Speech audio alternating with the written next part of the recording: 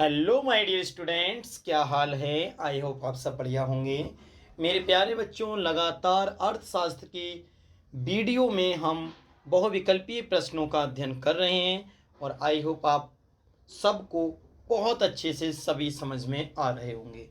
मेरे प्यारे बच्चों, अर्थशास्त्र में टोटल चैप्टर 5 हैं और यदि आप एक तरफ से पूरे सामाजिक विज्ञान की वीडियो देखते हैं बेटा प्लेलिस्ट में जाकर, तो आपके 20 में से 20 जो आपके यूपी बोर्ड एग्जाम में OMR सीट पर जवाब देने के लिए 20 प्रश्न बहुविकल्पी आते हैं, वो आपके 20 के 20 ठीक हो जाएंगे। तो मेरे प्यारे बच्चों, कोई भी बच्चा जब भी वीडियो देखे तो आप प्लेलिस्ट में जाके, सामाजिक विज्ञान वाली प्लेलिस्ट में जाके एक तरफ से ही देखें, जिससे टोटल कोर्स आपको समझ में आए और सभी प्रश्नों का अध्ययन आप अच्छे से कर पाएं। आज की वीडियो में बेटा हम अर्थशास्त्र के चैप्टर नंबर 4 वैश्वीकरण और भारतीय अर्थव्यवस्था के विषय में अध्ययन करेंगे। इससे बहुविकल्पीय संबंध कितने प्रश्न हैं और कितने महत्वपूर्ण हैं, इन सब का अध्ययन आज की वीडियो में हम करने वाले हैं। तो चलिए बिना देरी किए शुरू करते हैं।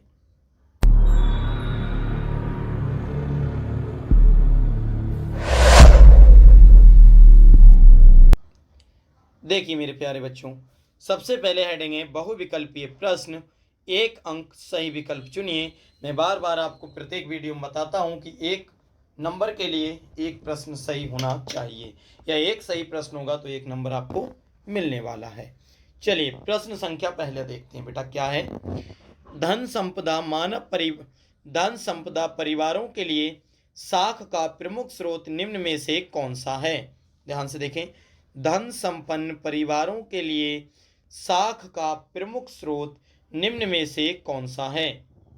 ऑप्शन है बेटा औपचारिक क्षेत्रक, अनौपचारिक क्षेत्रक, औपचारिक और अनौपचारिक क्षेत्रक, यह इनमें से कोई नहीं। तो बेटा इसका सही जवाब हो जाएगा अनौपचारिक क्षेत्रक। इसे बेटा इंपॉर्टेंट लगाएंगे इस प्रश्न को, ठीक है। ऑप्शन नंबर ख हो जाएगा बेटा अनौपचारिक क्षेत्रक। चलिए अब बढ़ते हैं बेटा प्रश्न संख्या 2 की तरफ। ध्यान से देखेंगे मेरे प्यारे बच्चों, प्रश्न संख्या 2।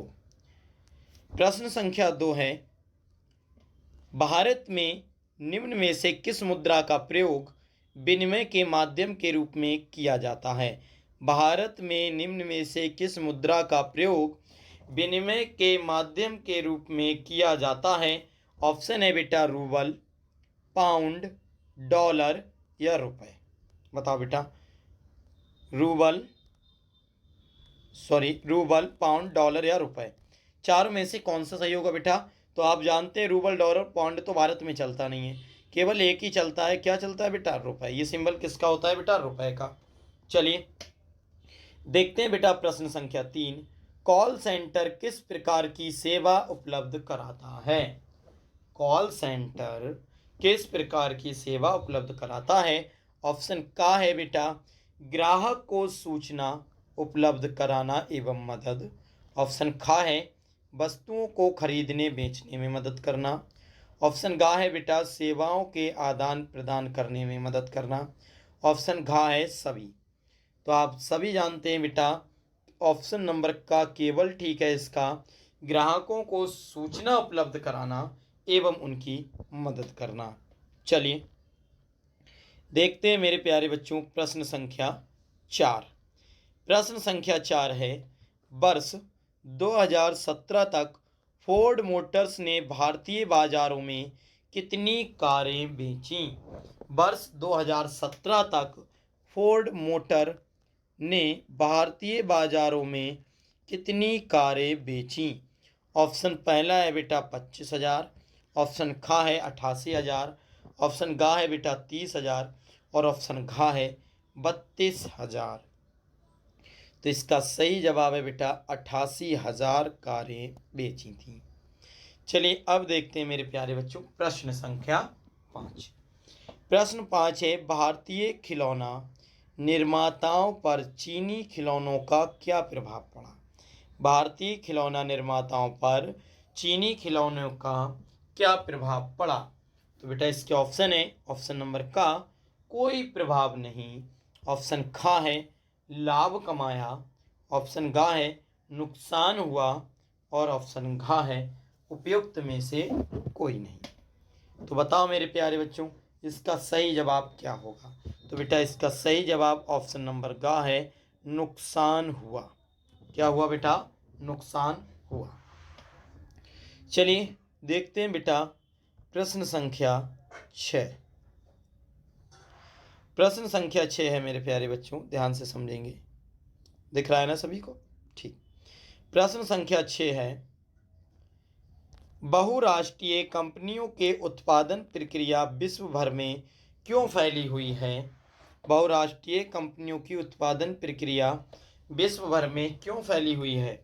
ऑप्शन नंबर का है बेटा, ताकि उत्पादन की लागत कम हो और बहुराष्ट्रीय कंपनियां अधिक लाभ कमा सकें, या ऑप्शन नंबर खा है, प्रौद्योगिकी की लागत वसूल सकें। ऑप्शन गा है, ताकि विश्व में एकाधिकार कायम कर सकें, और ऑप्शन घा है, उपयुक्त सभी। तो बताओ बेटा इनमें से कौन सा सही होगा? तो इनमें से ऑप्शन नंबर का बिल्कुल ठीक हो जाएगा, ताकि उत्पादन की लागत कम हो और बहुराष्ट्रीय कंपनियां अधिक लाभ कमा सकें। यह बेटा ऑप्शन नंबर का बिल्कुल ठीक। चलिए प्रश्न संख्या 7 देखते हैं। प्रश्न संख्या 7 है मेरे प्यारे बच्चों, ध्यान से देखेंगे। प्रश्न संख्या 7 है, भारत में केंद्र और राज्य सरकारों ने विदेशी कंपनियों को आकर्षित करने के लिए कौन से कदम उठाए?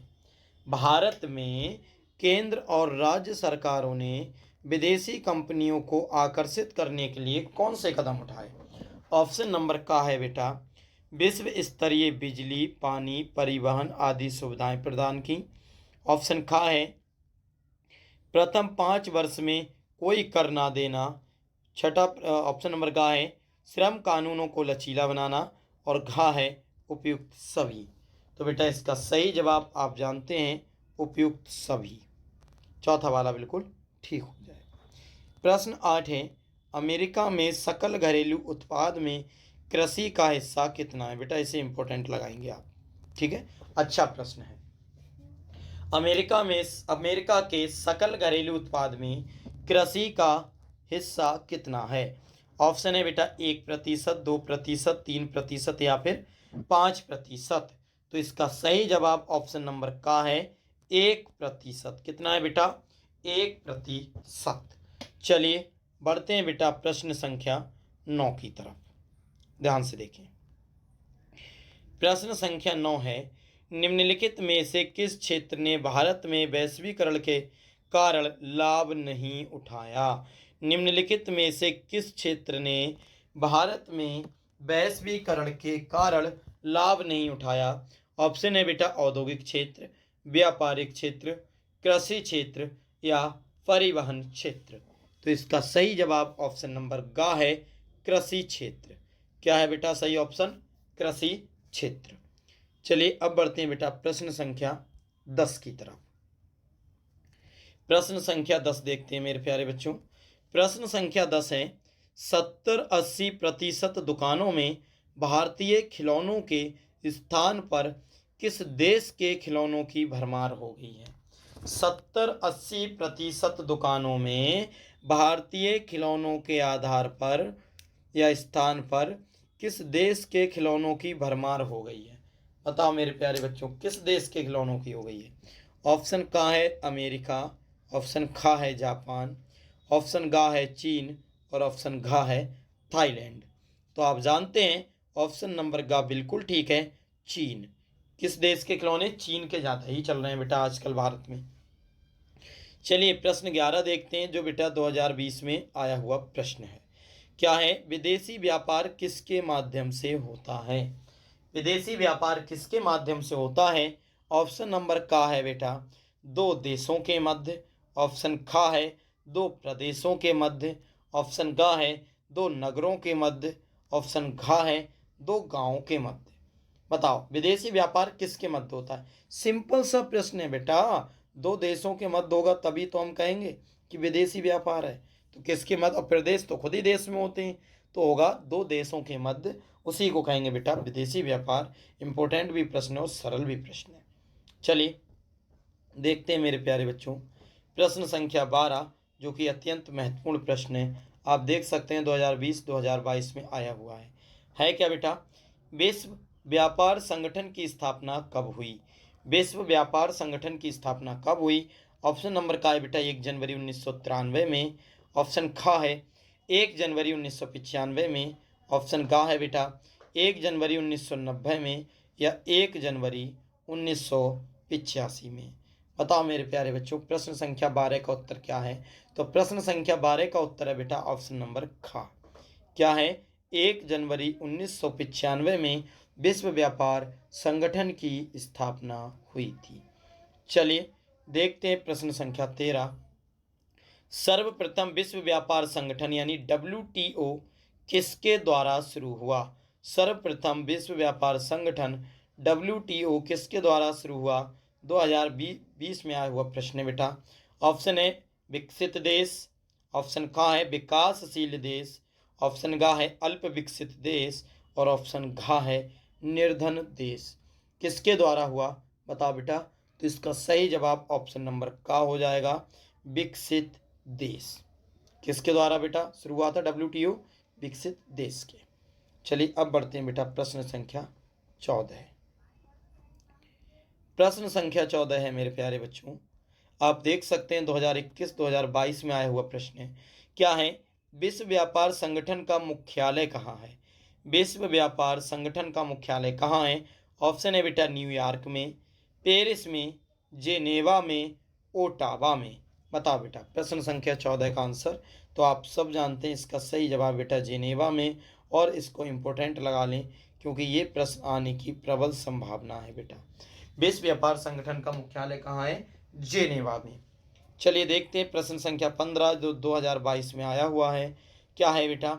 मानव विकास रिपोर्ट 2018 में भारत को कौन सा स्थान प्राप्त हुआ था? मानव विकास रिपोर्ट 2018 में भारत को कौन सा स्थान प्राप्त हुआ था? ऑप्शन है बेटा 125वां, 124वां, 129वां और 130वां। बताओ कौन सा प्राप्त हुआ था? तो बेटा ऑप्शन नंबर ख है 130वां स्थान प्राप्त हुआ था। ठीक है, चलिए देखते हैं बेटा प्रश्न संख्या 16। मेरे प्यारे बच्चों प्रश्न संख्या 16 देखेंगे। क्या है? ये भी बेटा 2022 में आया हुआ है।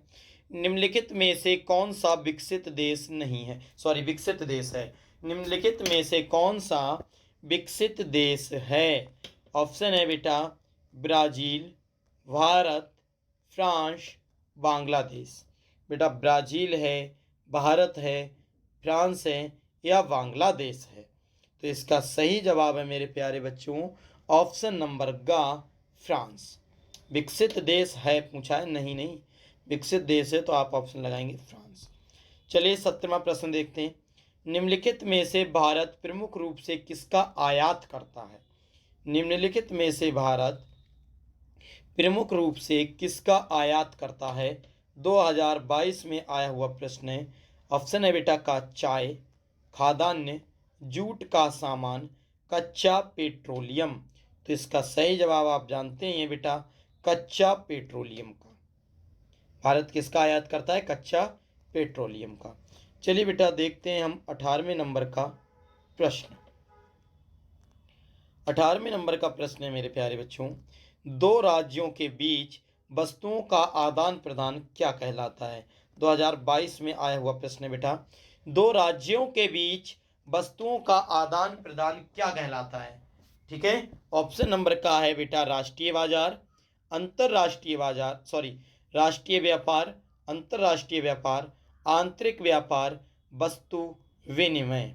बताओ क्या कहलाता है? तो ऑप्शन नंबर का है बेटा आंतरिक व्यापार।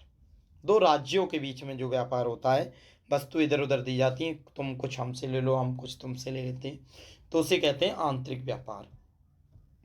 प्रश्न संख्या 19 और हमारी वीडियो का अंतिम प्रश्न 2023 में आया हुआ प्रश्न है। क्या है बेटा? भारत में उदारीकरण की शुरुआत कब हुई? याद रखें इंपोर्टेंट लगाएंगे बेटा। भारत में उदारीकरण की शुरुआत कब हुई? ऑप्शन है बेटा वर्ष 1991 में, वर्ष 1989 में, वर्ष 1995 में या वर्ष 1960 में।